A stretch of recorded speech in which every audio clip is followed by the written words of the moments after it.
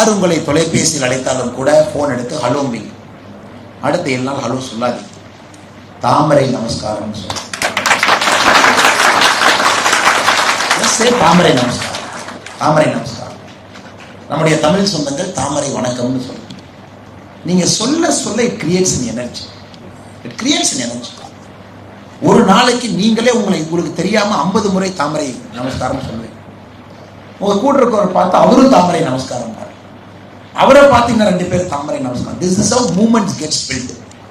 Public movements are built because there should be a spark somewhere.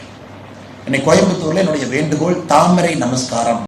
ஒரு ஊர்ல ஒரு ராஜா இருந்தார். அந்த ராஜா வந்து ஆண்டவர்கிட்ட வேண்டார், ஆண்டவா நான் வைகுண்டத்துக்கு வந்துடணும். உடனே வைகுண்டத்துல சாமி சொல்ற, இல்ல ராஜா ஊருக்கு நடுவில் ஒரு பெரிய தொட்டி வைங்க, அந்த தொட்டியில எல்லாத்தையும் பால் ஊற்ற சொல்லுங்க. எல்லா மக்களும் உங்களுக்கு பால் அந்த தொட்டிக்குள்ள ஊத்திட்டாங்கன்னா நீங்க வைகுண்டம் வந்துடுவீங்க. உடனே ராஜா கஷ்டப்பட்டு எல்லா மக்களுக்கு தண்டோரா போடுறாரு. எல்லாரும் மில்க கொண்டு வந்து தொட்டிக்குள்ள ஊத்துங்க, மில்க கொண்டு வந்து தொட்டிக்குள்ள ஊத்துங்க. உடனே ராஜா அப்டேட்ஸ் இருக்கிறார், எல்லாம் வந்துட்டாங்களான்னு. ஊர்ல இருக்கிறவங்க எல்லாம் வந்துட்டாங்க. உடனே பார்த்தா ராஜா வைகுண்டத்துல இருக்கிற சாமிகிட்ட சொல்றாரு, எல்லாம் வந்தாச்சுங்க சாமி, எல்லாரும் தொட்டிக்குள்ள ஊத்திட்டாங்க, அதனால நீ வைகுண்டத்துக்கு கூட்டிட்டு போவோம். உடனே சாமி சொல்றாரு, ஒருத்தர் நீ தொட்டிக்குள்ள எட்டி பார்த்துட்டு வா ராஜா. உடனே ராஜா போய் தொட்டிக்குள்ள எட்டி பார்க்கிறாரு. உள்ள பால் இல்லைங்க, தண்ணி இருக்கு. ஏன்னா எல்லோரும் என்ன நினைக்கிறாங்கன்னா அவங்க பால் ஊற்றுவாங்க, நாம மட்டும் தண்ணி ஊற்றுவோம். நாம ஒருத்தர் தண்ணி ஊற்றுனா தெளிவா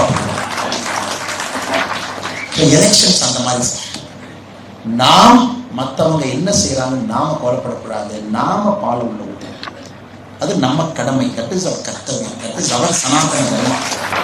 அதனால நீங்க ஒருவருக்கு கூட பக்கத்தில் இருக்கிறவங்க வேலை செய்யறாங்க, பிஜேபி கட்சி உங்க ஏரியால வேலை செய்யுது, வீட்டுக்கு வர்றாங்க, you are not bothered about it. நீங்க அந்த தொட்டிக்குள்ள பாலை ஊத்தணும். That is how the country will become stronger over the next 25 years. That is how Modi ji will come and sit in power. ஆனால் நீங்க இன்னையிலிருந்து தாமரை நமஸ்காரத்தை ஆரம்பிங்க. போனை போடுங்க, வீட்டை ஏறி இறங்குங்க, எல்லா ஃப்ரெண்ட்ஸுக்கு கூப்பிடுங்க, பக்கத்து வீட்டுக்கு போயிங்க, கம்பீரமா சொல்லுங்க, தாமரைக்கு ஓட்டு போடுவோம், மோடி அவர்களை 3வது முறையாக கொண்டு வருவோம் என்று நீங்கள் சொல்ல வேண்டும். ஏப்ரல் 19ஆம் தேதி கோயம்புத்தூரில் தாமரையை மலரச் செய்ய வேண்டும்.